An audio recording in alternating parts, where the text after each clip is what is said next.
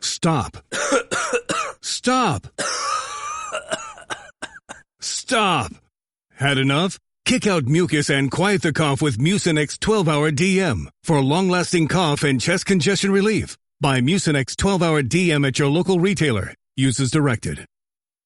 For over 50 years, Burlington's legacy has been great deals on coats for all weather conditions. So before you're caught unprepared for the winter weather, head to Burlington for name brands, quality items, and surprising fits for every family member. Stock up on coats, sweaters, and accessories before the cold hits, so you can finally stop avoiding the elements and start living comfortably. Warm up at your nearest Burlington location less than 1 mile away. Burlington. Deals, brands, wow.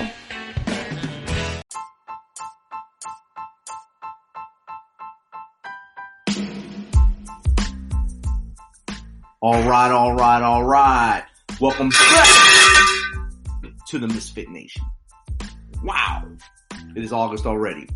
Yes, as has been the theme lately, it is still mother-loving hot out.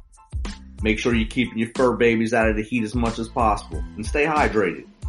Also, with it being August, that of course means for many school is starting rather quickly. Go out and shop on those tax-free days and try to shop local before you hit the big box stores. Yes, some may argue that those box stores also help locally. I agree. To a small degree, they do. That degree is the people who are our neighbors who work there. Teachers, have a great year where you hopefully get support from admin and parents in teaching the next generation. And some good news here. I just bottled my latest flavors of moonshine. Peach, black cherry, and strawberry. Just following simple processes. I've been making pretty good stuff, if I say so myself. The peach was described to me like this. As the person took that first sip, he said, "The aroma is amazing. When you take a sip, it is like drinking a peach cobbler. Man, you did it with this one."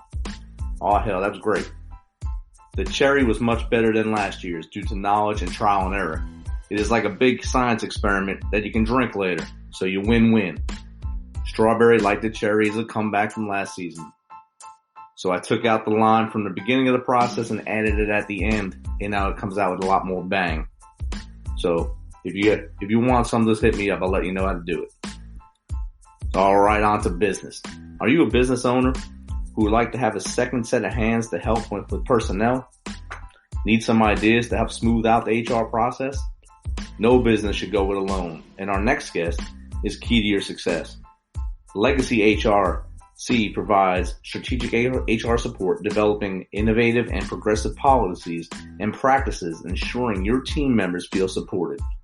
Our next guest is a good friend of mine, a leader, and now an entrepreneur. So without further ado, let's get Julissa Martis on here.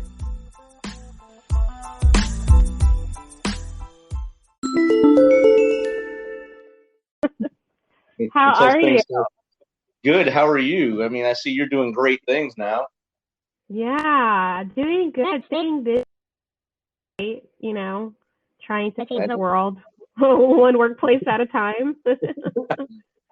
One business at a time. Right. I was just looking at the last book that you recommended to me, The 12-Week Year. Oh my gosh, that was so long ago. Aww. It still has dog. My dog bit it a few times, so it has like chew marks on it. But I had to write 12-week year on it because he ripped the cover off and swallowed that, I guess. But no. It is really, actually, you remind me, I need to reread that. That's one of those books that every time you read, you get something new or it just like re-energizes you. Right. I'm going to have to at least listen to it via audible soon. Yes, I remember we used to share different books with each other, tell each other tips and tricks, and then I left the organization. Yeah. You stayed on for a little while. Actually, I can't remember the name of the planner. What was it? I have one in front of me. Hold on, let me grab it. You're the one that recommended me these planners, the self-journal. Yes. The self-journal, and I still use it. I keep going back and forth. I got an iPad, so I keep going back and forth because I can't make up my mind what I like doing, right? Like there's too many options, or I'm on this, or I'm on my Google Calendar. So But yeah, I totally, I purchased like a bunch of these, and I have a bunch of them still. You can give them as gifts to people, signed copies and stuff. Yeah, I should, but I still want to use them. I'm not all the way convinced that I don't want to use them. Yeah, even with all the technological advances where we are using multiple digital calendars and trying to link them together so that we're not stepping over each other. And I still have to write things down. It still fails. Like technology still fails. So sometimes it's like, that's why I keep going back. And sometimes there's something about just writing something out. And I love these because you can write what you're grateful for in the morning and at nighttime, and then your 3, I call them. It has like top 3 targets that you can get. I love that about this journal. Yeah, so that's why I guess drew me into it, and that kept my attention with it. I still have my last one now right here next to my desk, so I'll probably have to see if they still sell them or go on Amazon and buy some that someone stocked up on. Yeah. So what are you doing now? I can't remember. I remember when I was sad when you left. That was a while ago. Because you left, I want to say almost 2 years before I left. I left in 2018. Yeah, I left 2020, July of 2020, for sure. Yeah, exactly 2 years. Yeah. Oh my goodness! Wow, time flies. I still remember our trip to El Paso. That was so much fun. That was a lot of fun. I've never been to El Paso, so it was a great group to be in El Paso with. I went back 2 more times since then. Once with my new job. Really? Yeah. We had our annual, state of the team for this team I'm on now there. And we basically did all busy work for a week, but it just brought back a lot of memories. Aww, that was a good trip. I'm over here smiling ear to ear, just remembering. That was a great trip. Yeah, we had a lot of fun. We had a good team. Central team was pretty good. Oh my goodness, yeah. I don't know how many people. Well, actually, I mean, the team is almost completely gone, except for, I'm trying to think, Kathy, Damien are still. I think that's it. Yeah, that's it. Cause everybody else left. They left. We went to the 4 wings, basically. I think Barry started his own organization, or is in the charge of an organization. So he's a CEO of an organization that focuses on ending hunger in Africa. So that's like the perfect organization for him, for sure. It's something he's super passionate about. He definitely is, and he loves the food too there, so he'll be happy to make sure they have enough food so he can eat it. Right. But that was such a great team. Of anywhere I worked, it's so funny because usually, especially as an HR, I always try to not become friends, because you have to stay very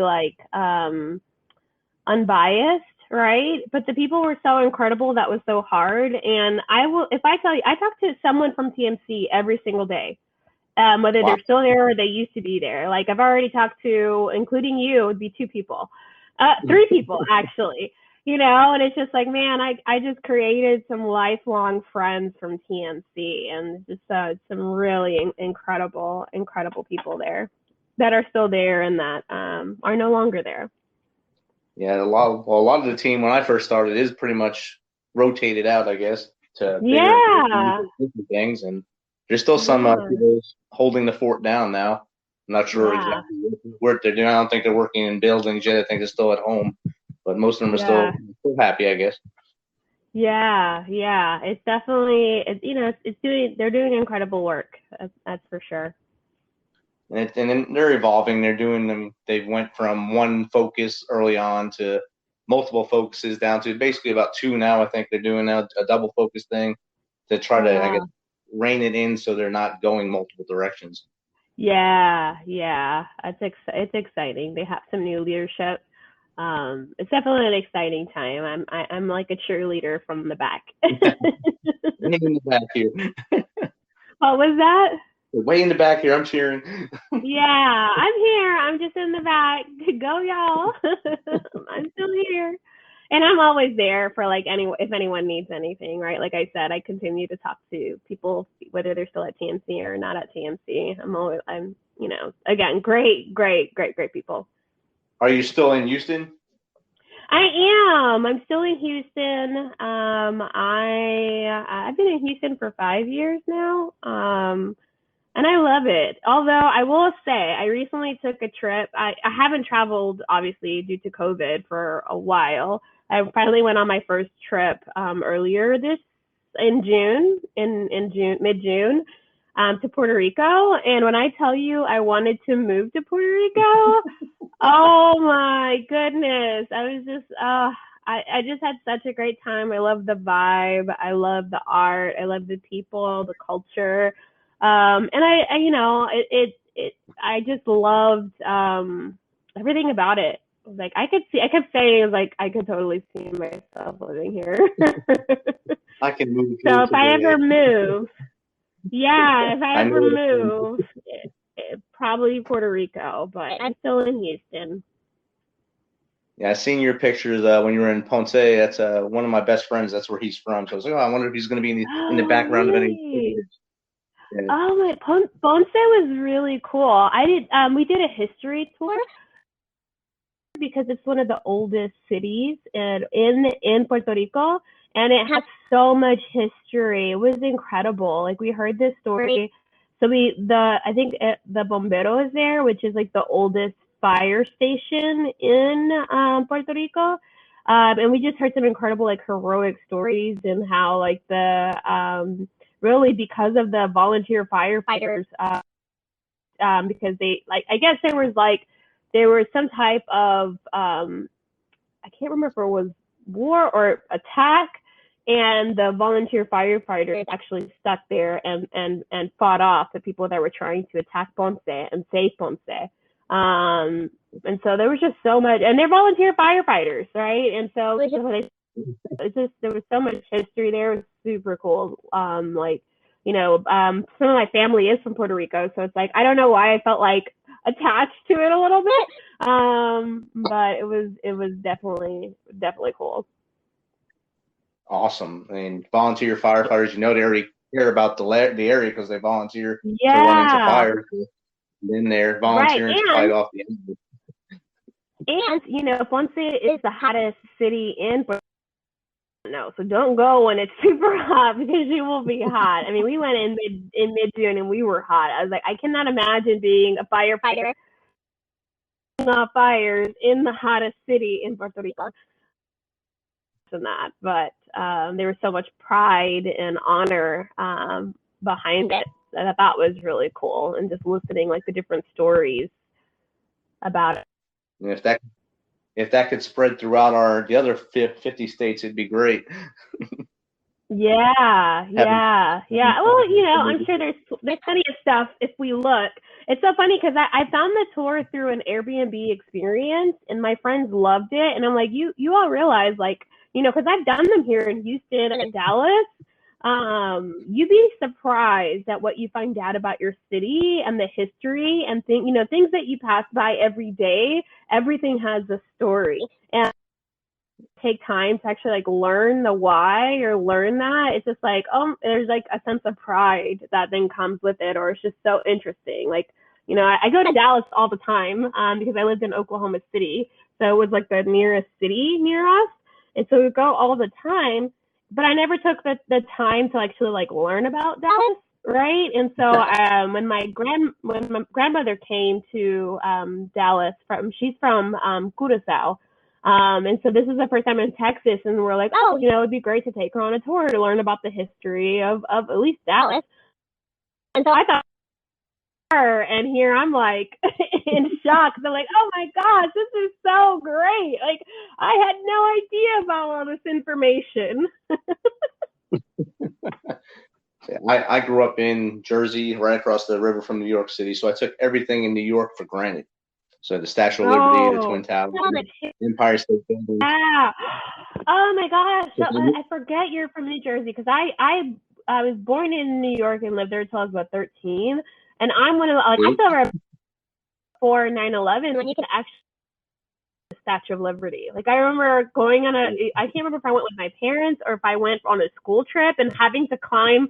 I can't remember if climb the stairs up or climb the stairs. I just remember it was a lot of stairs, but you could actually go inside the Statue of Liberty and go all the way up and view the city view from the Statue of Liberty. You obviously can't do that anymore, but right. I remember that. And there's, again, New York, there's so much history. You just gave me an idea. I think next time I go to New York, I'm going to have to do one of those historical tours for sure. And I even worked for the Statue of Liberty for 2 years, parking cars for the ferry. Could go for free and never did. Really? Because I knew it would always be there. I knew it could be there. It would be there. That I always remember that memory. That was cool. And then the Bronx Zoo was one of my favorite zoos. And again, I was a little kid when I was there, so I don't know if it was like a great zoo or because it's the only zoo that was by me growing up. But now whenever I go to, it's not the Bronx Zoo. I remember when I was 13. Yeah. And I bet you if I were to go again as an adult, I'd be like, oh, okay, this is not that great. Okay. But I'm so fond of it, you know, and everything was so huge. And, you know, I think I did a few summer camps at the Bronx Zoo because I went through the New York City public system. Well, that's pretty cool, too. Yeah. I remember the Bronx Zoo. I remember doing all that stuff, but like the major things, I didn't do any of them until I joined the Army, got married, and went back as a tour guide, basically. Then I went to the top of the World Trade Center, top of the Empire State Building. I was, wow, this is neat. Yeah. Well, and to be honest, I probably didn't do a lot of that when I was there. A lot more of that whenever I go visit. And really, now it's before when I would go visit, it would be mostly with family. But I've made some friends that live in New York, so whenever I go visit, we're doing like fun touristy stuff. So I've been able to do a lot more of that recently. That's awesome. I've seen you had like a getaway trip one time too, like just a U weekend, just unwind, like look at cabin. Yeah. So COVID, this whole year, that traveling and getting away is my self-care. I've been in my apartment now, you know, by myself for a year, and I was like, I need to get away. I need to get away. I need to change scenery. I need to do something. And for my birthday, I was like, I want to do something. And so I saw those getaway cabins and just how peaceful they were. And the pictures were so great that I would see. So I'm like, that looks so serene. And so I would 10 out of 10 recommend it. They're like little tiny cabins, super small. I am such a city girl though. If I never realized how I am, it was during that because I kept seeing bugs. I'm like, oh my God. And then, like, you know, trying to start the fire. They made trying to start the fire as easy as possible. And I still was like super proud of myself. They made it super simple. And I was still like, wow, look at me. I just started the fire. Oh, yeah. They gave you a huge PowerPoint, how to light it, and then you got it. It was good. Yeah, right. It literally was like, okay, put this here. Okay, use your lighter to light this. Put the sticks there. That's how simple. It was like 3 steps, and I still was like, oh wow, go me. I'm moving on up now. I know, right? I'm just like, whoa, what else can I do? Look at, you know, hear me roar type of feeling. I'm ready to go to Survivor Net. So 2020, you left the Mission Continues, and is that when you started Legacy HRC or became part of that to become the leader? Oh, man. So Legacy HRC, I actually started that 2 years before I left. So I read a book called The $1,000 Project. check. And in the book, essentially, it's talking about how just rely on one income source, which is your paycheck. You should always do whatever you can to find other sources of income. And then the idea is that's additional goes into account, and then once you reach 1,000, then you put that towards one of your goals, right? Because then it feels like you're making like a substantial like change to whatever that goal is, versus putting $5 here, $10 here. You put it in an account and then you pay something off, right? Or you put $1,000 into investing. And so I really started taking seriously at that point. And when I started thinking of like, well, how can I make money? What can I do? Everything. I did ship, grocery delivery. I did selling items, that I no longer needed. And then I was like, well, I wonder if people could use HR on, like maybe there's a way where I can start doing some like HR consulting on the side that I'm really good at, and it just comes natural to me.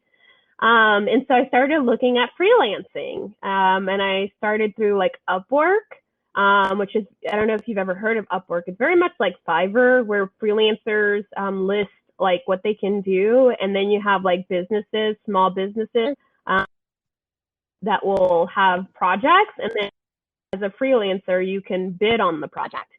And so it was so funny. Yeah, so it's so funny because I was like, I think I finished reading the book in like October. I got on Upwork in November, and I got my first client while working full time in January. So it was almost immediate that I got my first client. That was a hot mess though.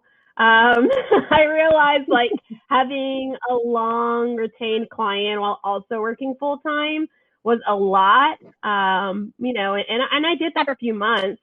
Then I kind of really started looking at more project-based work where, there's a specific start and end date and specific like deliverables versus an end date is like, because before it was like, oh, I need HR,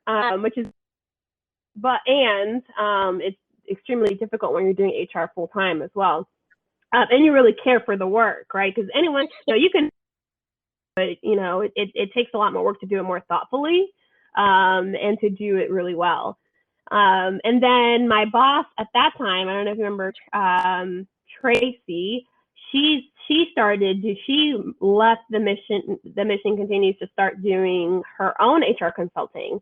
And so she started pulling me when she realized that this is something I was doing on the side already. She started pulling me into some of her projects, like completing some employee handbooks and doing some sure that policies are inclusive. And so things kind of a lot with the projects from Tracy, and then I started getting more and more work on Upwork. And then in July of last year, I had an opportunity to leave the organization. I don't know why, but I decided to leave. I a plan. I wasn't like fully set into doing legacy. It was just one of those things where my gut was just like, it's just time to go. And I that, and when the mission continues, I was just like, okay, well, I'm really, I essentially, I was just like, well, what can I do with my skill set to help change this world for the better, right? To help, I don't know, I started looking more like how I can make an impact myself. And I just started following that feeling, trusting my gut, I guess. And I kept telling people, like, I don't know what I'm going to do, but the only things I'm going to do are the things that feel right. And so it's so funny because, I started applying for jobs and that didn't feel right. And then I started to take legacy HRC more seriously. I filed for a LLC, got my website up, got my taxes set up, got all my systems and things set up, which, my thought process at that point was like, oh, I'll just do this while I'm looking for a job. But the interviews that I went to and the more jobs that I applied, I is not for me. This is not this is not where I want to be. I don't feel like I'm making I wouldn't feel like I'm making an impact in these positions. So I just kind of started delving head on into legacy HRC with career coaching, as well as providing HR consulting for nonprofit and social impact organizations. And it's so funny because that's kind of what I said, is like, I really want to social impact issues last July. And then this, it's about to be a year next week. And a lot of the organizations I'm working for are organizations. And one of my clients, like, I'm telling you, words are powerful. And one of my clients, on LinkedIn, that's how we started working together. And they're like, hey, we want you to facilitate a retreat for our staff. And I was like, okay, cool. They're like, yeah, we want you to do a question and answer with, with this author. And I was like, oh, okay, with Dr. Beverly Travis. I cannot remember the last name is escaping me now, which is awful. But she wrote the book, Why Do All the Black Kids Eat Together in the Cafeteria? Which that book is actually in my reading list. I haven't read it yet, but I just found that so interesting that, 1 year ago I was like, I really want to push this agenda. And then a year later, I'm like doing a Q&A with this, with this person who's on my reading list for the social impact stuff. So it was just incredible to me. It was like, it really was just like, wow, I can't believe I'm doing what I said I was going to. Essentially. Yeah. It's got to be an almost surreal feeling when you have someone that you were looking up to is now with you. That's good. Yeah, seriously. It's just wow. Like, it was just really like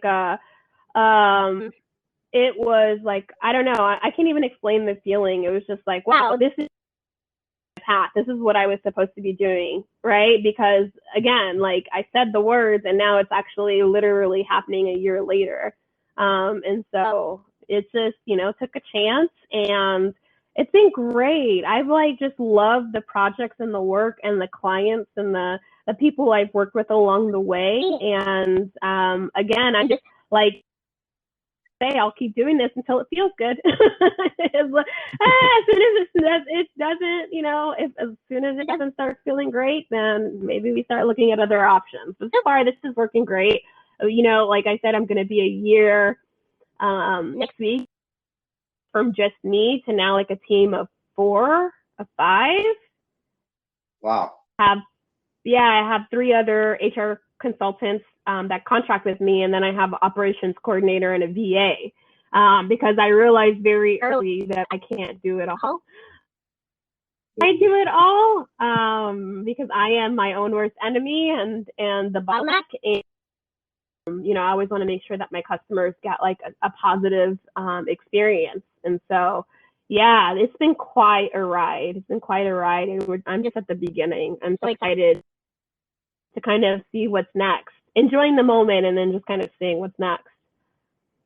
Definitely. And realizing that you shouldn't do it alone, that's a big step in success in a business, especially right now you're considered a small business.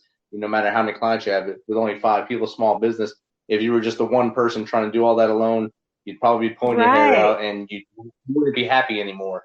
And you'd wind up go back to delivering groceries for a little bit. Right. And even taking the trip through Puerto Rico was like definitely like, eye-opening for me, because in my mind, I always felt like I'm the worst delegator because like I don't want to burden other people with stuff, if that makes sense, especially if it's something that I feel like is really small and easy. I'm like, well, I can do it. Like, I don't have to burden anyone else. I can just do it. And then all of a sudden I got like this like light bulb moment. It's like, okay, just because you can do it doesn't mean that you should do it, right? Because what I should be focusing on is growing the business. And like, especially when I have like my VA, she's like, I need work. Like, she's like, let me help you, let me do it. It wasn't until my trip that I was like, oh, yeah, I can do it, but that doesn't mean I should. You probably also learned that you could step away and it'll still operate without you there. Yeah, it's not that serious. serious work, but it's not that serious work, right? Especially like pacing the boundaries and letting everyone know ahead of time that I was going to be making like, I would say like the first 6 months of my business, I focused on like systems and the back end and like onboarding clients, offboarding clients, project, like setting all of that up and setting processes and procedures and, recording tons of on how to do that when it was time for me to go, like we had systems in place and we had processes in place, right? And I was able to check in, I thought I was going to be checking in every day. I didn't have to, I checked in like every other day in the morning, but my team held it down without me, and that was just so freeing. I came back with so many great things to navigate and new, just it was so great to get away. And being able to leave is a reflection on you and your leadership, that you gave them that responsibility to do it, and they didn't want to let you down, so they succeeded to do what you wanted to do, what the organization needed, even without you sitting in the chair. Right. Yeah. That was like, again, that was super eye-opening for me, and for me, it's just like, it's one thing because like the way I work with people in that, most of the people that work with me, like they have full-time jobs, right? But they want to start their own thing. Like they consultants and own their own firm at one time, which some people would be like, oh, aren't you afraid they're going to like steal your clients, or aren't you afraid? It's like, no, that's a total scarcity mindset. I'm like, what you grow your business? Like, how can I help you? Because I want this to be a mutually beneficial relationship. Like, and I know they get tired of me asking every time we do check-ins. It's like, okay, help you? Like, what big goals do you have? What are your success? Can I help you?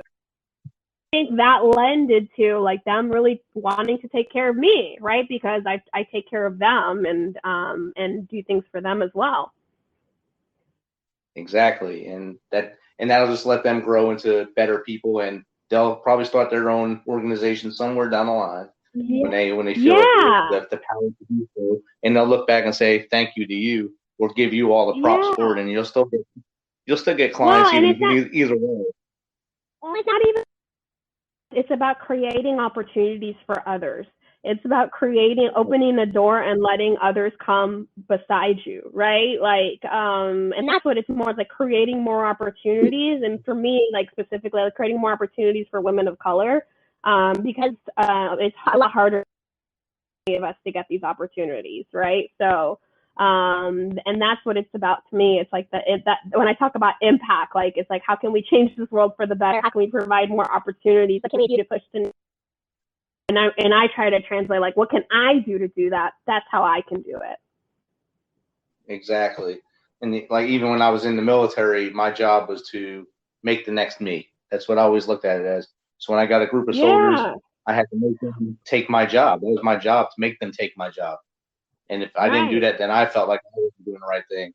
Now, as I see most of them going way past what I did and doing great, I just smile. I said, they did something good. They did it. All I did was guide them a little bit, point and click a little bit, and they did it. Absolutely. And it's not easy, right? Like, I'm definitely like a type A and love to see things a certain way. And every time I have to like calm myself on it, right? That person, right? I'm like, okay, like, it could be something as simple as like, oh, well, that, it doesn't look as nice as I think it could look. Well, does that matter? Is it still meeting the goals? Yes. So okay, let's move forward, right? Like, let's just because it's not the way I would do it, you have to let go of that, right? Obviously have your standards and your quality assurance and what, expect from you, and be able to translate to your employees, but it doesn't have to go exactly how. And sometimes when you empower people and let them go, like the things that they create are really cool, and a lot of times way better than I ever. Sometimes it's just mind-boggling what they do, and you just step back instead. I think you posted a video today, the person at the hovering the boss or whatever versus the person that knows that knows their limit.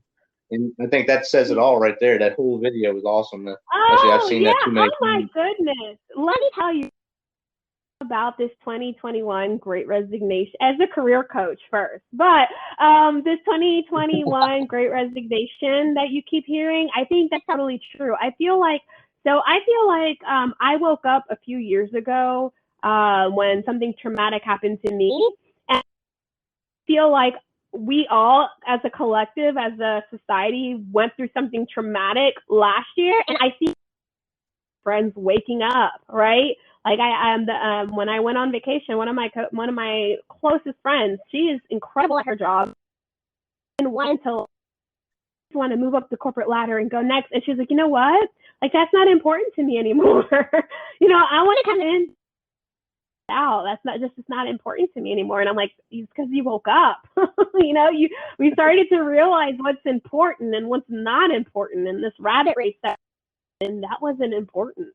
What's important is family and impact and leaving a legacy. That's what's important, and doing work that fulfills you. And being able to wake up every morning and smile. If you can wake up in the morning and smile because you know you're doing something right, it makes all the difference. All the difference. It makes, and even if you can't smile every day, right? Because every day is a different day, but just knowing that you're making a difference and like it like I always like feel like I even have like my why for why I do career coaching and my why for why I do HR consulting like posted right in front of me. And every time someone makes a comment or something that they're like, like, oh my gosh, like these, most recently I helped an organization like these, and they were like, as they were presenting the new policies to the team, they were like, oh, wow, there was a sense of safety and security. And now, which you wouldn't think like, oh my gosh, we have new policies, but they were like, we can sense a sense of safety, and people felt like they were taken care of. And that's really why I do what I do, to create so people feel when they can do their best work. And so when you get reminders, little reminders like that, you're like, oh, that's why I do what I do. Like that, like definitely like, and like that gives you enough energy to continue to do the work on the good days and the bad days. Her career coaching client, been working with her for a full year, and she recently left her job, and and I even helped her try to get a salary adjustment.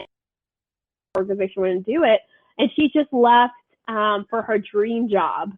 Like when I told her it's a dream job, and it was like a $25,000 increase, right, in her wages. And so that lights me up, right, from working with this person who didn't believe that they deserved something like that, to now them like owning it and like seeing the light, like, oh yeah, I can do this, and I am worth this amount of money, right? Yeah. I am worth something, not what they're telling me I'm worth. Yeah. So I'm out here for nation because I feel like people are waking up, and we were all tired of that rat race, right? And systems that really weren't meant to serve us. Exactly. Well, we're running out of time for the show, but I want you to be able to tell people how to get in contact with you and if they want to get on board with Legacy HRC.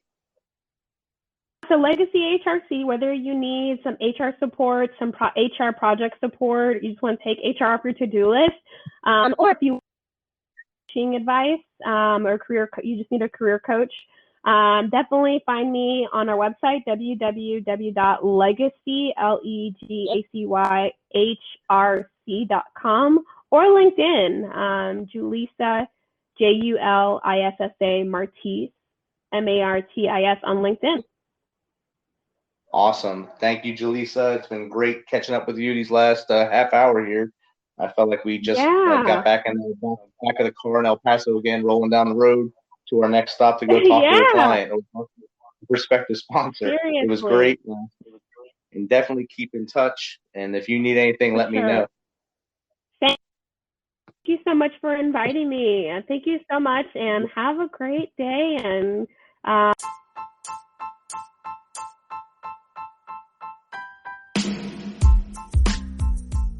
wow, that was great chatting with Julissa and learning about Legacy HRC. And hell, just catching up after a couple of years. You don't know how fast time goes until you don't talk to someone for a while.